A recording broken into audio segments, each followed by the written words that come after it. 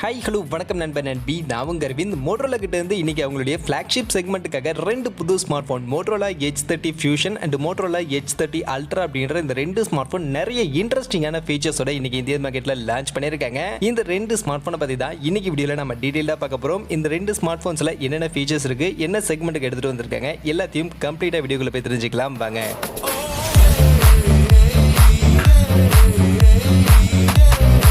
வீடியோக்குள்ள போகிறதுக்கு முன்னாடி டே டு டே ஆஃபர்ஸ் அப்படின்ற ஒரு டெலிகிராம் சேனல் கிரியேட் பண்ணியிருக்கோம். இந்த சேனலில் ரெகுலராக ஆன்லைனில் வரக்கூடிய பெஸ்ட்டான offers, deals, coupons, promo quotes எல்லாத்தையும் அப்டேட் பண்ணிட்டு இருக்கோம். ஸோ யாருக்கெல்லாம் இந்த மாதிரி ஆன்லைனில் வரக்கூடிய பெஸ்ட்டான ஆஃபர்ஸை பற்றின அப்டேட்டாக தெரிஞ்சுக்கணும் அப்படின்ற விருப்பம் இருக்கோ நம்மளுடைய இந்த டெலிகிராம் சேனலில் வந்து ஜாயின் பண்ணிக்கங்க. ஜாயின் பண்ணுறதுக்கான லிங்க் டிஸ்கிரிப்ஷனில் இருக்குது. ஃபர்ஸ்ட் இங்கே லுக் அண்ட் டிசைன் பொறுத்த வரைக்கும் இந்த ரெண்டு ஸ்மார்ட் ஃபோனுக்கும் இவங்க எந்த ஒரு வித்தியாசமும் பண்ணல. ரெண்டு ஸ்மார்ட் ஃபோனும் கிட்டத்தட்ட ஒரே மாதிரியான லுக்கில், ஒரே மாதிரியான டிசைனில், பில்டு குவாலிட்டியும் கூட நமக்கு சாலிடாக கிளாஸ் பாடி அண்ட் ஃப்ரேம்ஸ் எல்லாமே மெட்டல் ஃப்ரேம்ஸ் தான் கொடுத்துருக்காங்க. பின்பக்கம் முன்பக்கம் ரெண்டு பக்கமும் கார்னிங் கோரில்லா கிளாஸ் 5க்கான ப்ரொடக்ஷனோட தான் கொடுத்துருக்காங்க. என்ன கலர் ஆப்ஷனில் மட்டும் வித்தியாசம் இருக்கு. Moto H30 fusion grey and gold அப்படின்ற இந்த ரெண்டு கலர் ஆப்ஷனோட கொடுத்துருக்காங்க. 175 கிராம்ஸ்க்கான வெயிட் அண்ட் 7.45 mm திக்னஸோட இந்த மோட்டோ H30 ஃபியூஷன் இருக்கு. And Moto H30 ultra black and white அப்படின்ற இந்த ரெண்டு கலர் காம்பினேஷனோட 198 கிராம்ஸ்க்கான வெயிட்டோட 8.39 mm திக்னஸோட கொண்டு வந்திருக்காங்க. அந்த வகையில் ரெண்டு ஸ்மார்ட் ஃபோனுமே நமக்கு கொஞ்சம் லைட் வெயிட்டடா, கொஞ்சம் ஸ்லிம்மான ஸ்மார்ட் ஃபோன் தான் இருக்கு. பட் இதுல மோட்டோ H30 ஃபியூஷன் இன்னும் லைட் வெயிட்டடா ரொம்பவே ஸ்லிம்மா கொண்டு வந்திருக்காங்க.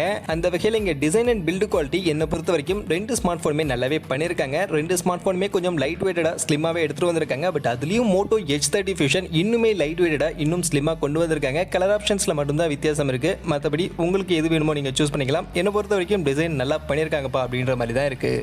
அடுத்த ஸ்பெசிஃபிகேஷன்ஸில் கண்டிப்பாக இந்த ரெண்டு ஸ்மார்ட் ஃபோன்ஸுக்கும் ரெண்டு டிஃப்ரெண்டான ஸ்பெசிஃபிகேஷன்ஸ் லிஸ்டிங் தான் இருக்குது. அதில் ஃபர்ஸ்ட் நாம் இப்போ மோட்டோ H30 ஃபியூஷன் இந்த ஸ்மார்ட் ஃபோனை பற்றி பார்ப்போம். இந்த ஸ்மார்ட் ஃபோன் பொறுத்த வரைக்கும் இப்போ இவங்க லான்ச் பண்ணிருக்கக்கூடிய இந்த ரெண்டு ஸ்மார்ட் ஃபோனில் இதுதான் லோவர் ப்ரைசிங் ஸ்மார்ட் ஃபோனாக இருக்குது. ஃபீச்சர்னு பார்த்தீங்கன்னா இதில் 6.5 இன்ச்சஸ்க்கான full HD plus resolution curved edges இருக்கக்கூடிய ஒரு ஃபுல் வியூ டிஸ்பிளே POLED டிஸ்பிளேங்க நமக்கு கொடுத்துருக்காங்க. ஸோ ஒரு ஃபுல் வியூக்கான ஒரு டிஸ்பிளேவாக இருக்க போகுது. இது போக 144 ஹெர்ட்ஸ்க்கான ஹையர் ரெஃப்ரெஷ் ரேட் கொடுத்துருக்காங்க. 1100 nitsக்கான மேக்ஸிமம் பீக் பிரைட்னஸ் வேல்யூ இருக்கு. HDR10+ கான சப்போர்ட் இருக்கு. அண்ட் இது ஒரு 10 பிட்கான டிஸ்ப்ளே அப்படின்றதையும் மென்ஷன் பண்ணிருக்காங்க. அதனால டிஸ்ப்ளே கண்டிப்பா இது ஒரு ஃபிளாக்ஷிப் செக்மெண்ட்டுக்கான ஸ்மார்ட் ஃபோன் அப்படின்றதுக்கு ஏற்ற மாதிரியான ஒரு ஃபிளாக்ஷிப் ஸ்பெசிஃபிகேஷன்ஸ் தான் கொடுத்துருக்காங்க. டிஸ்ப்ளே கண்டிப்பா டாப் நாச்சாவே இருக்கு. இது போக மொபைலுடைய பேட்டரி கெப்பாசிட்டியை 4400 mAh கான பேட்டரி கெப்பாசிட்டி அண்ட் அதை சார்ஜ் பண்றதுக்கு 68 வாட்ஸ்க்கான ஃபாஸ்ட் சார்ஜிங்கான சப்போர்ட்டோட இந்த ஸ்மார்ட் ஃபோன் வருது. ஸோ பேட்டரி கெப்பாசிட்டி 4400 அப்படின்றது கொஞ்சம் கம்மியாக தோணலாம். அண்ட் 68 வாட்ஸ்க்கான சார்ஜிங் ஓகே. பட் இந்த செக்மெண்ட்டுக்கு இன்னும் பெட்டராக கூட கொடுத்துருக்கலாம். மொபைலுடைய பர்ஃபார்மன்ஸ் அப்படின்னு வரும்போது இங்கே ஸ்னாப்ட்ராகனுடைய 888+ அப்படின்ற இந்த ஒரு சிப்செட் தான் யூஸ் பண்ணியிருக்காங்க. இது ஒரு ஃபிளாக்ஷிப் செக்மெண்ட்டுக்கான சிப்செட் தான். ஸ்னாப்ட்ராகன் 8+ ஜென்னை விட கொஞ்சம் கம்மியான ஒரு பர்ஃபார்மன்ஸை கொடுக்கும். பட் இந்த ஸ்மார்ட் ஃபோன் லான்ச் பண்ணிருக்கக்கூடிய செக்மெண்ட்டுக்கு இது ஒரு டீசென்டான பர்ஃபார்மன்ஸ் கொடுக்கக்கூடிய ஒரு சிப்செட் தான். அண்ட் இதில் LPDDR5 RAM type, UFS 3.1 storage and 13 5G பேண்டுக்கான சப்போர்ட்டோட இருக்கு. பர்ஃபார்மன்ஸ்லாம் எந்த ஒரு குறையும் இருக்காது. இது ஒரு ஃபிளாக்ஷிப் ப்ராசஸர் தான். அதனால ஃபிளாக்ஷிப் லெவலுக்கான பர்ஃபார்மன்ஸ் கண்டிப்பாக எடுத்துக்க முடியும். ஸோ அதில் எந்த ஒரு குறையும் இல்லை. அடுத்து மொபைலுடைய கேமரா செக்மெண்ட் அப்படின்னு வரும்போது பின்பக்கம் 3 கேமரா கொடுத்திருக்காங்க.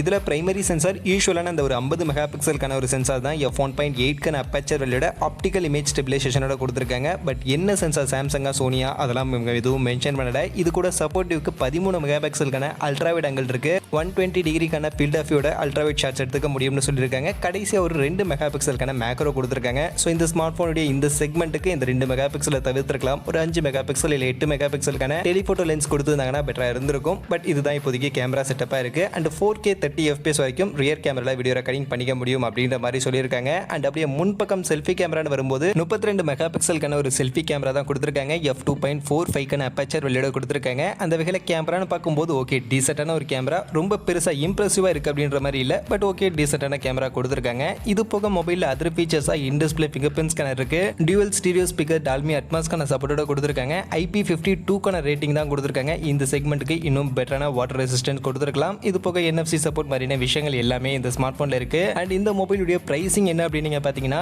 8+ 128GB வேரியன்ட் 43,000 அப்படின்ற செக்மெண்ட்டுக்காக தான் லான்ச் பண்ணிருக்காங்க. பட் ஆனா இப்போ இந்த Flipkart பிக் பில்லியன் டே சேலுக்காக இந்த ஸ்மார்ட் போனுடைய பிரைசிங் 40,000 அப்படின்ற மாதிரி தான் செட் பண்ணிருக்காங்க. 40,000 தான் டைரக்டா சேல் பண்ண போறாங்க. இந்த Flipkart big billion day sale முடிஞ்சதுக்கு அப்புறமா அகைன் 43,000க்கு சேல் பண்ணுவோம் அப்படின்ற மாதிரி சொல்லியிருக்காங்க. அந்த வகையில் இந்த Flipkart பிக் பில்லியன் டே சேலை யூட்டிலைஸ் பண்ணிக்கிறீங்க அப்படின்னு பட்சத்தில் இந்த 40,000 செக்மெண்ட்டுக்கு இந்த Motorola H30 Fusion என்னை பொறுத்த வரைக்கும் ஒரு நல்ல டீசென்டான ஸ்மார்ட் ஃபோன் அப்படின்ற மாதிரி தான் இருக்குது. ஸ்பெசிஃபிகேஷன்ஸ்லேருந்து எல்லாமே இந்த செக்மெண்ட்டுக்கு ஓகே ஒரு நல்ல ஸ்பெசிஃபிகேஷன் கொடுத்துருக்காங்க அப்படின்ற மாதிரி தான் இருக்குது. கேமரா மட்டும்தான் எனக்கு இன்னும் கொஞ்சம் பெட்டராக கொடுத்துருந்தா நல்லா இருந்திருக்கும் அப்படின்ற மாதிரி தோணுது. அதை தாண்டி மற்றபடி இந்த மொபைலுடைய ஃபீச்சர்ஸ்லாம் பார்க்கும்போது இந்த 40,000 ப்ரைஸ் செக்மெண்ட்டுக்கு ஓகே டீசெண்டாக இருக்குது அப்படின்ற மாதிரி தான் இருக்குது.